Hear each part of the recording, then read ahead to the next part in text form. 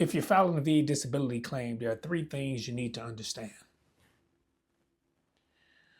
And if one of these three things is missing, your claim could have problems. I'm going to use asthma as an example.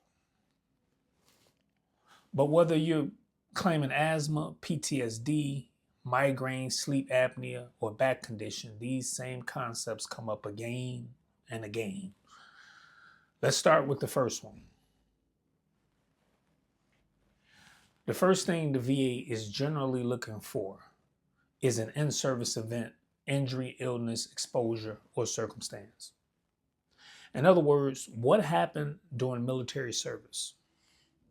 Now, when veterans hear the phrase in-service event, they sometimes think it has to be one major incident. That's not always the case.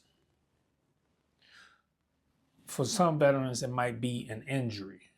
For other veterans, it could be repeated exposures or environmental conditions. Let's use asthma. Imagine a veteran spent years around burn pits, smoke, dust, diesel exhaust, or other airborne irritants.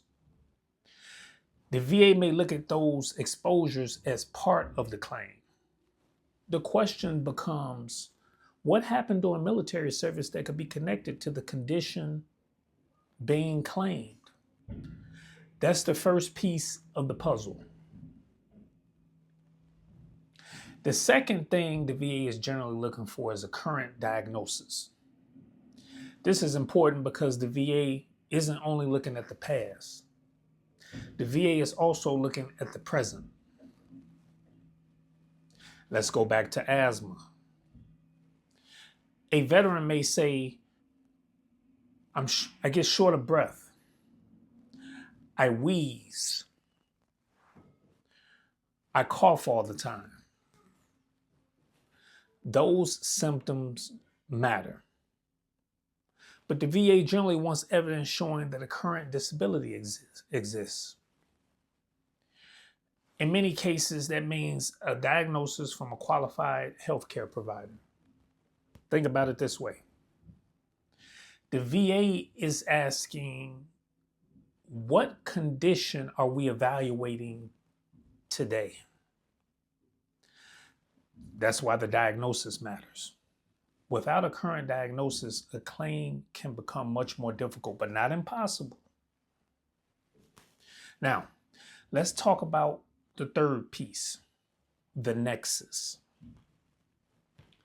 This is the connection between military service and the current diagnosis. If the first piece is what happened during service and the second piece is the diagnosis you have, the nexus is what links them together. Let's use our asthma example again. Let's say a veteran has documented exposure to airborne irritants during military service. Let's also say the veteran has a current asthma diagnosis.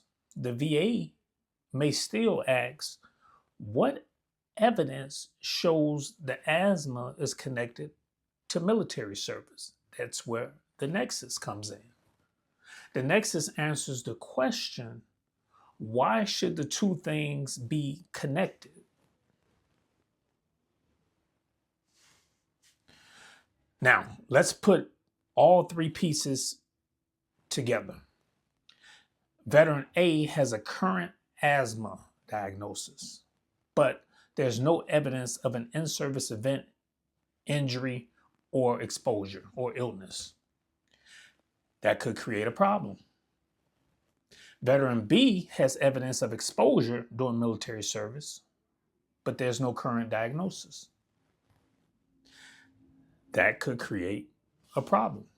Veteran C has evidence of exposure and a current diagnosis, but there's no evidence connecting the two. Again, that could create a problem. You can probably see the pattern. Each piece matters. And here's something I think is important for veterans to remember. A denial does not automatically mean the VA thinks your condition isn't real. A denial does not automatically mean your symptoms are not real.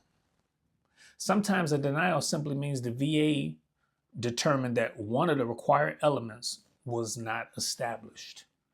That's why understanding these three concepts is so important, because when veterans understand what the VA is looking for, they can better understand where a claim may be strong and where it may need additional evidence.